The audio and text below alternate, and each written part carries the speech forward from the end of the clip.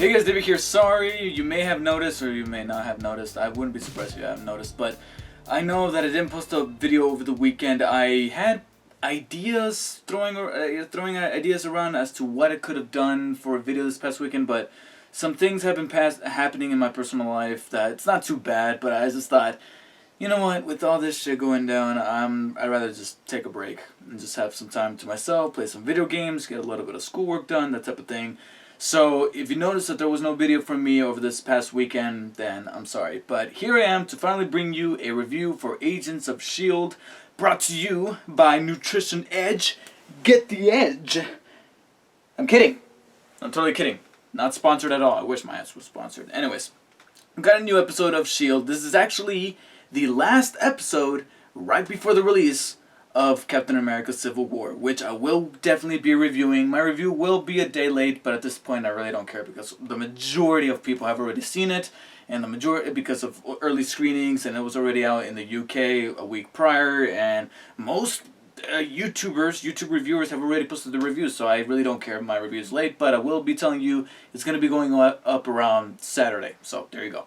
Anyways, back to the matter at hand. We got a new episode of S.H.I.E.L.D. entitled Failed Experiments, Failed Experiments. And this was a very good episode. In my opinion, a step up from last week's where it did have some hindering problems. This one does have a couple of flaws. Once again, lingering on Lincoln's side of the story and Fitz and Simmons dealing with his ass, because it's becoming a little annoying that they don't know what to do with this character of Lincoln. It's funny because the character himself, I feel like I should be annoyed by him, but I'm not. I'm mostly annoyed by the fact that his character's making some of these decisions that give the other people a reason to look at him and be like, yeah, there's no lingering question as to why you keep getting benched and sidetracked on all these missions, because you have an impulse that you just cannot control. And once again, his story comes back full circle to him just being a loose cannon, and Fitzsimmons thinking that they might have found a cure, but Lincoln just says fuck it and tests it on himself, incapacitating him, and then by the end we not only learn that the cure did not work, but just Lincoln demonstrates more as to why. It's funny because he has that line at the end where he says he doesn't know what to do within this situation of Daisy now being under Hive's control and that whole sort of thing. And Simmons retorts to this by saying, yeah, none of us know what to do. It's funny because I feel like the writers don't know what to do with this character, at least during these last few episodes of the season. They don't know what to do with this character. They're still trying to figure things, or at least at the time of them writing this episode, because I know that season 3 is already wrapped in filming. At the time of them writing this episode, they might have not known what to do with the character, and maybe they figured out in the remaining 3 episodes, but for now, what they're doing with this character is much more frustrating than the character himself, I will say that. However, what did shine in this episode is Hive's plan to try to create not only an inhuman army, but rather an inhuman world, an inhuman civilization, by turning everybody on Earth into Inhumans. After the revelation that he himself was actually an experiment by the Kree. He's not this. He is this Hydra god, but it also, this episode was able to use a small scale to demonstrate how big of a universe this is, because Hive was a creation of these bigger people known as the Kree, who make an introduction in this episode, and that was a rather cool backstory that really showed how big this universe is, knowing that not only are the Kree are out there, but also further in the distance you got Star-Lord, flying across the galaxy with his team of Guardians there. So that's really interesting, taking all of this into account. And the reason why I say small scale, because it is a little bit of a juxtaposition to have this eventful episode take place in this rather small town. But as it happens, this is one of the areas that was kind of like a front for Malek's deals that he was having going around as the Hydra team. And that's where he finds these people to experiment on that goes horribly wrong. I mean, Ark of the Covenant wrong.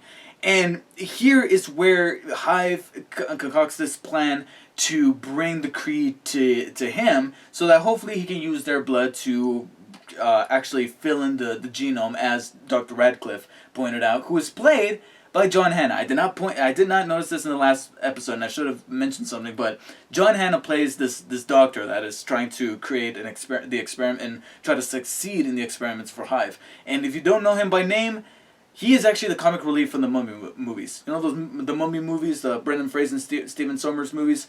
He was the comic relief guy that was like, obviously the one that was put in there for the laughs. That was going around gathering treasure and that kind of thing. Yeah, he maybe they should use the experiment on him because he aged like a motherfucker. Anyways, so I will say that Hive's plan is a little dodgy. The fact that he's bringing something that even he confesses he is a little scared of, but it also shows how ballsy the character of Hive is, because in the end he does get the upper hand on these Kree.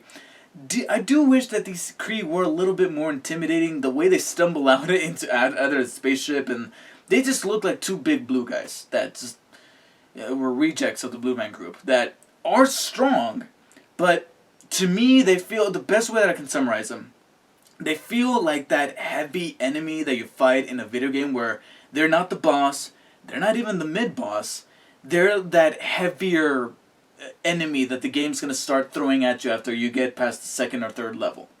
That's how these Kree were, where I'm like, okay, yeah, they present a challenge, but I feel like either Hive or even any of the S.H.I.E.L.D. team could potentially take them down. I didn't really feel any kind of stake when Daisy took them out. In fact, the fight ended just like I was expecting it to, her using her powers. So anyways, this happens and S.H.I.E.L.D. intervenes, and it almost goes full on Halo where you got like these three factions, and even S.H.I.E.L.D.'s kind of like, let's just wait this out. Let's just wait and see if maybe they could just cancel each other out and maybe we don't have to do any of this. But that's not what happens, because in the midst of all this, Mac is also in the field, and he feels like Daisy has a part of her inside that wants to get rescued, that wants to be taken back by S.H.I.E.L.D., even though she, to the bitter end, denies it. And this is one of the things that I really do admire about the turn of Hive's influence on these Inhumans. Something that it was made clear in the last episode, but I didn't point it out for some reason. But I do want to bring it into the spotlight with this review, is that Hive. I love that in the last episode, Fitz and Simmons used an analogy of how Hive's influence on the Inhumans is like a drug, where when you get addicted to a drug, you are still yourself. You got a persona. You're not brainwashed.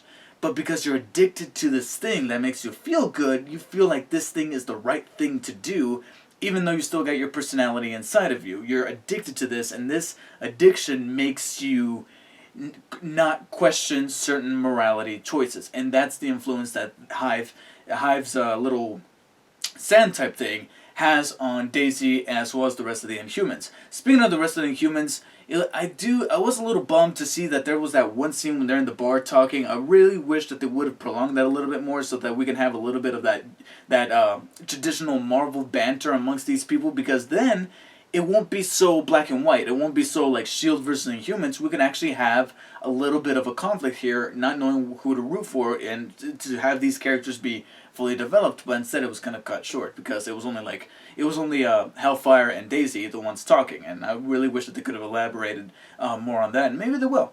But anyways, what really stood out to me the most, however, was that scene between Mac and Daisy, and Mac trying to redeem Daisy, and just the dialogue between the two of them. It was very emotionally heavy, as well as there's a couple of burns in there thrown in by Daisy that I was like, man, that was harsh to hear. And that's what prompts Mac to take those drastic measures of killing the Kree that they were sucking the blood out of.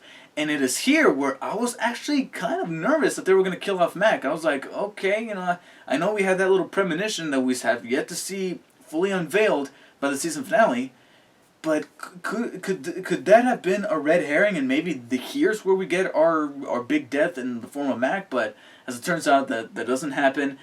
But they filmed it and they shot it in a way that did have me scared there for a little bit of a while there. But the team retracts, and basically Daisy, at least for the time being, is now completely anti-S.H.I.E.L.D. after seeing what Mac did, and it looks like we have a brewing war between these two factions, closing in by the season finale. So definitely an exciting episode that had a really good climactic end to it. Aside from Lincoln falling short of reaching his potential of being a good character, as well as that bit at the end where we get to reveal that Daisy can also be used to fill in the genome after telling Hive something that Ward should have remembered, which to me was strange because it's one of those things where we're like, okay, why didn't you just do that from the beginning? Then we wouldn't have had such a good episode, I guess. Besides all those things, we did in fact get a good episode filled with great tense moments there at the end, and who doesn't love seeing May pretend not to be May, and pretend to be somebody that is just not May, because it's always great seeing her do that up until it's not necessary anymore. You just whip a guy's ass instantly. So, for that, I give Failed Experiments a solid 8 out of 10. It does have me looking forward to more and more to the brewing battle that's going to happen between these two people in the season finale. Definitely interested to see how Civil War plays into this universe, or whether or not if it's even going to happen, because at this point I feel like they don't need to tie into Civil War. I know that Civil War is literally just days away, but I just don't see how anything in Civil War is going to be big enough to impact the story that's happening within the storyline for Agents of S.H.I.E.L.D. Although I was a little neat to have Hive actually say the term Civil War, referring to what was happening in the Kree and whatnot. Anyways, thank you guys for watching, and I'll see you guys next time.